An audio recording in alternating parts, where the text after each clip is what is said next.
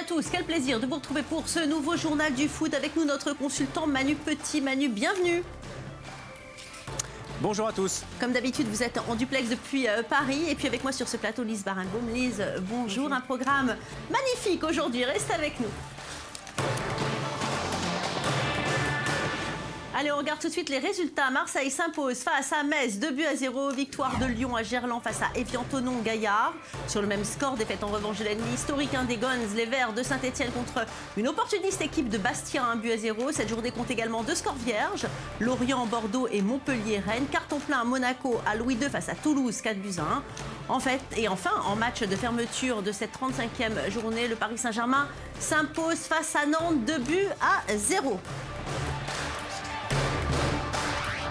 Et le Paris Saint-Germain a donc repris la tête de la Ligue 1, 3 points devant Lyon. Cavani et Matuidi ont été les buteurs de cette rencontre. Mission accomplie pour le PSG et Zlatan Ibrahimovic à la Beaujoire, Manu. Oui, Ibrahimovic qui a fait son retour. D'ailleurs, je pense que ça a fait plaisir du côté de Lyon, notamment avec Jean-Michel Aulas. Mais il a été encore une fois décisif. Il a fait une passe décisive sur Matuidi. Ça a été un match ouvert. Ils auraient pu en mettre davantage, les Parisiens. Comme les Nantais également auraient pu mériter inscrire au moins un but. Mais ils ont fait preuve de trop de largesse défensive face à un PSG vraiment en plein, vraiment concentré sur le titre et ne pas laisser le titre s'échapper au profit des Lyonnais. Oui. En tout cas, même s'il n'a pas tout réussi, Zlatan a montré qu'il restait une pièce essentielle dans la mécanique parisienne. Oui, mais c'est vrai que quand il n'est pas là aussi, le PSG fonctionne tout autant. Donc il y a beaucoup de polémiques à l'heure actuelle sur l'avenir d'Ibrahimovic au sein du PSG. Il a 33 ans. On sait aussi que son ego fait beaucoup d'ombre au sein du vestiaire. Malgré tout, ça reste un compétiteur. Il est toujours là pour assurer le show en Ligue 1. Maintenant, je ne pense pas que les Qataris ont pris Ibrahimovic pour pouvoir s'imposer en Ligue 1, mais pouvoir justement s'imposer sur la scène européenne. Ça reste encore à faire. Malgré tout, son nom a quand même irradié un petit peu la planète football et a fait de la marque du PSG une vraie marque établie à l'heure actuelle. Oui. En tout cas, on a beaucoup parlé du PSG cette semaine, qui était plus performant sans Zlatan, avec, je vous le rappelle, 12 buts inscrits pour 3 encaissés lors des matchs de suspension du Suédois. Le Paris Saint-Germain, pensez-vous Manu, est-il guéri de sa Zlatan dépendance et cela offre-t-il de nouveaux horizons à Laurent Blanc? Non, c'est vrai que par le passé, il n'y a pas très longtemps, on s'inquiétait énormément. Il y avait beaucoup de pression lorsque Ibrahimovic était absent, notamment lors du début de championnat où il a été absent à cause d'une tatalgie sur de nombreuses semaines. Et c'est là où tous les problèmes ont commencé à arriver. Les PSG étaient moins performants en termes de résultats. Puis il y avait beaucoup de problèmes post-mondial brésilien également. Donc c'était compliqué à gérer cette période-là. Ils ont tous fait front. Je pense que Laurent Blanc aussi a franchi un palier en tant que manager, notamment pendant la petite trêve hivernale. Et puis derrière, je pense aussi que le PSG a montré qu'il pouvait exister aussi sans Ibrahimovic. Alors Lise, les fans du Paris Saint-Germain semblent très à cran en ce moment. Que se passe-t-il? Alors il y a une association qui s'appelle l'Association des supporters en colère contre le fair play financier. C'est le vrai nom de cette association. Et elle a assigné l'UEFA devant le tribunal de grande instance de Paris parce que l'UEFA pourrait sanctionner financièrement, encore une fois, le club de la capitale. En fait, les supporters estiment que l'UEFA favorise certaines autres équipes comme le Barça ou le Bayern. En 2014, le PSG avait déjà écopé d'une amende de 60 millions d'euros et les fans se sentent lésés puisqu'ils estiment que c'est eux qui payent le prix à cause d'une augmentation du prix des billets par la suite. Vous y croyez, vous, à ça, Manu? Vous pensez que, justement, l'UEFA favorise certains clubs en Europe? Vous n'êtes pas aussi naïf que ça, quand même, Valérie. Ben si. Si, vous l'êtes. Je vais vous expliquer quelque chose. Le fair play financier, à la base, il part d'une noble idée. Malheureusement, on s'aperçoit que ce fair play financier qui impose un cadre, on va dire, financier au club à ne pas dépasser, c'est-à-dire que le fair play financier, c'est quoi? Globalement, c'est on ne peut pas dépenser plus que l'on gagne. Donc, produits merchandising, droits télévisuels, billetterie et autres. Sauf que ce fair play financier, on voit bien qu'il favorise les clubs historiques, les grands clubs historiques européens qui, eux, ont eu des décennies pour asseoir leur monopole, pour asseoir justement une vraie identité de club, un vrai plan de jeu, donc avec à l'arrivée beaucoup de supporters à travers le monde. Contrairement aux oligarques russes ou aux pétrodollars comme les Qataris, on s'aperçoit qu'eux arrivent avec... c'est comme si demain... Ces gens-là arrivaient à une table de poker et qui en face d'eux ont le Bayern de Munich, le FC Barcelone, le Real Madrid, Manchester United, Arsenal, tous les historiques européens qui ont dominé la planète foot pendant des décennies. Ces clubs-là, ils arrivent avec avec des cartes où il n'y a que des as en fait. Donc il y a une levée de bouclier des anciens clubs historiques européens. C'est pour ça que l'UEFA a mis en place le fair play financier pour pouvoir conserver l'hégémonie des grands clubs historiques européens.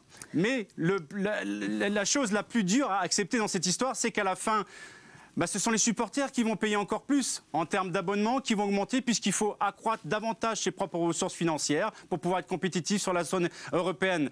Donc c'est les supporters qui vont payer une fois de plus le fair play financier.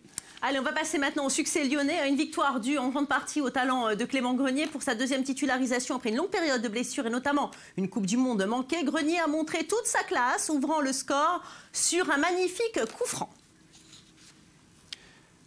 Oui, c'est bien réveillé Grenier, lui qui a vécu une saison pourrie parce qu'il a été globalement à l'infirmerie, il a eu des sérieux problèmes physiques récurrents.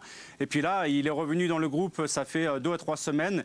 Et ce coup franc a été magistral, détourné par le gardien de but sur sa ligne, mais pas suffisamment pour l'empêcher de rentrer. Donc ça va lui faire du bien parce que franchement, il a vraiment vécu une saison pourrie. Il avait raté, rappelez-vous, il était avec nous sur ce plateau-là l'année dernière avant le mondial brésilien, Valérie.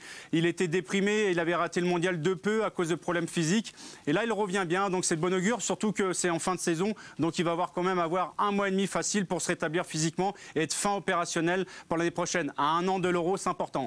Alors justement, vous l'avez dit, on arrive en fin de championnat, donc tout est très important, tout le monde est super nerveux.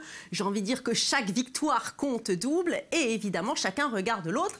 Et on va parler de cette polémique qu'a lancée encore Jean-Michel Aulas. Il avait déclaré que Nantes pouvait donc perdre le match sur tapis vert en raison du retour de suspension de Zlatan Ibrahimovic. En effet, le dirigeant lyonnais a pointé du doigt le fait que la suspension du Suédois a été réduite de 4 à 3 matchs sans passer par la procédure d'appel préalable.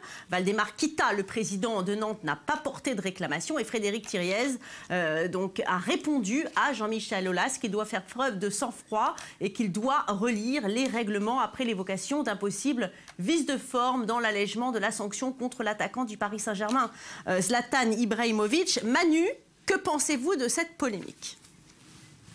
Moi, je pense que Jean-Michel Aulas, j'ai l'impression que tous les lundis matins, il se réveille en choisissant sa cible. Un coup, c'est Vincent Labrune avec l'OM. Un coup, c'est le Paris Saint-Germain. Un coup, c'est les arbitres. Un coup, c'est le président de la Ligue, Frédéric Thiriez. J'ai l'impression que chaque semaine, il se choisit un ennemi pour créer le buzz. Alors, est-ce que c'est la pression des Lyonnais qui aujourd'hui sont coude à coude avec le Paris Saint-Germain pour le titre de champion de France? Probablement. Mais je pense aussi qu'il va avoir des semaines à venir extrêmement pénibles, à la fois au sein de la gouvernance du football français, parce que je le trouve de plus en plus isolé de par ses déclarations et son engouement à tweeter en permanence sur tout et sur rien. Je crois qu'aujourd'hui, il y a des présidents qui n'en peuvent plus. Il est là en permanence, il occupe le paysage médiatique.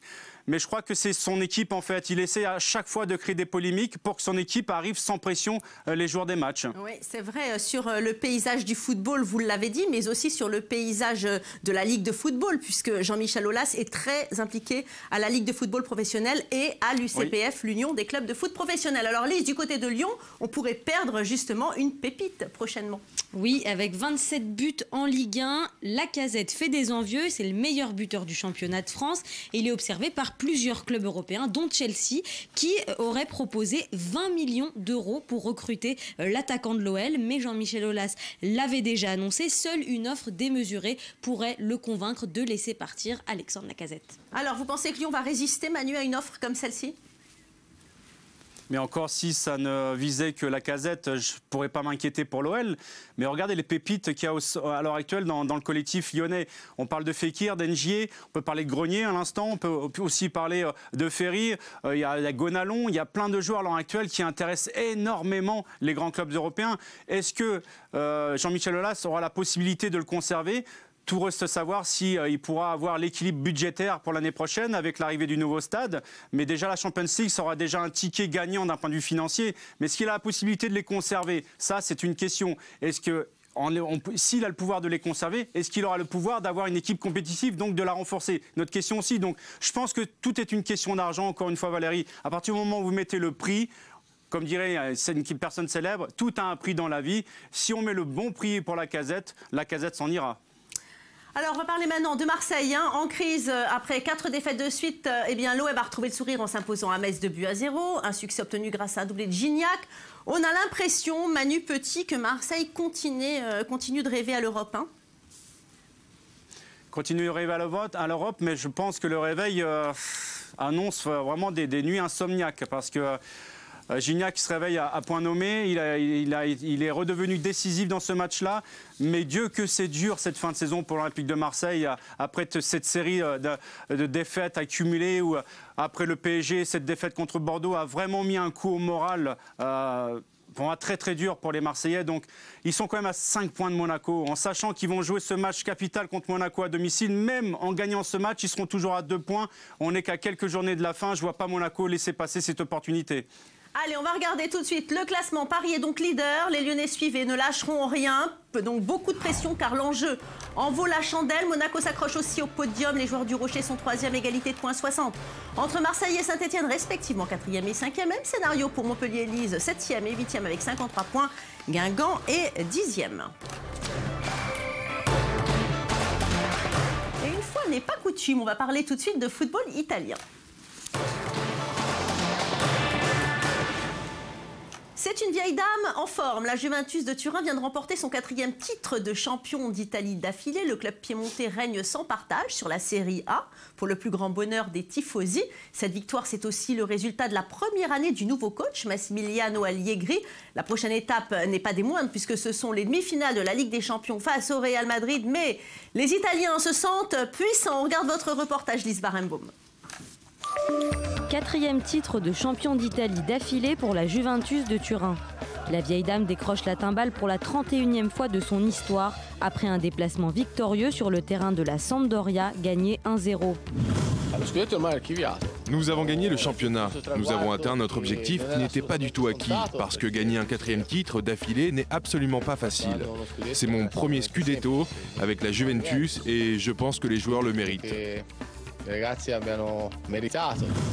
4 journées avant la fin de la saison, les Bianconeri ont écrasé la concurrence. Malgré leurs 17 points d'avance sur le 2e de Serie A, la Lazio de Rome, la Juve ne battra pourtant pas le record de 102 points établi l'an dernier. Mais ce succès est l'occasion pour la Juve de se consacrer entièrement à son grand défi, son retour dans le dernier carré de la Ligue des Champions après 12 ans d'absence et un duel avec le tenant du titre, le Real Madrid. Nous sommes parmi les 4 meilleures équipes d'Europe. Personne n'aurait parié une lire sur nous, encore moins 1 euro. Beaucoup s'attendaient à ce que la Juve sorte de la compétition en phase de groupe.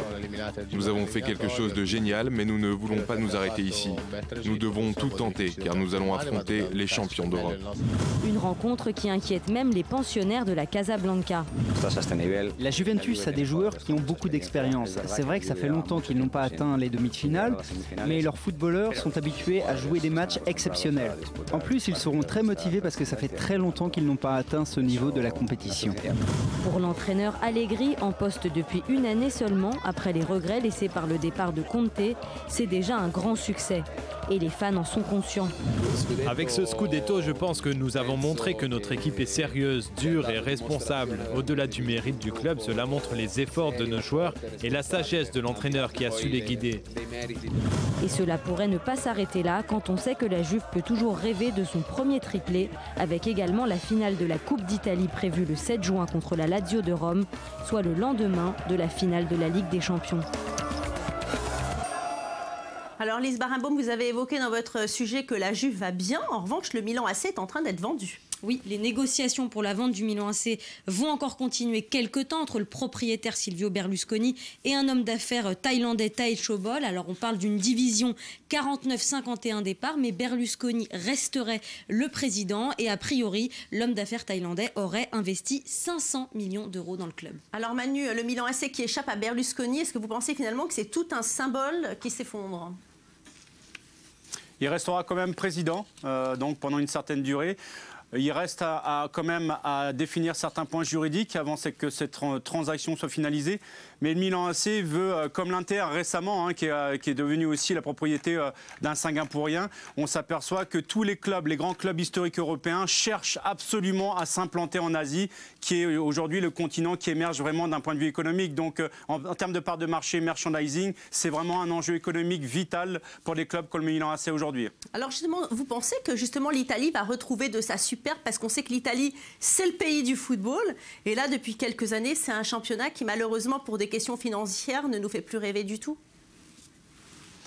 Ne fait plus rêver. C'est vrai que l'Italie, par le passé, a toujours accueilli les plus grands joueurs au sein de son championnat. Et c'est vrai que depuis une bonne décennie, il y a très peu de grands joueurs aujourd'hui qui peuplent les grandes équipes.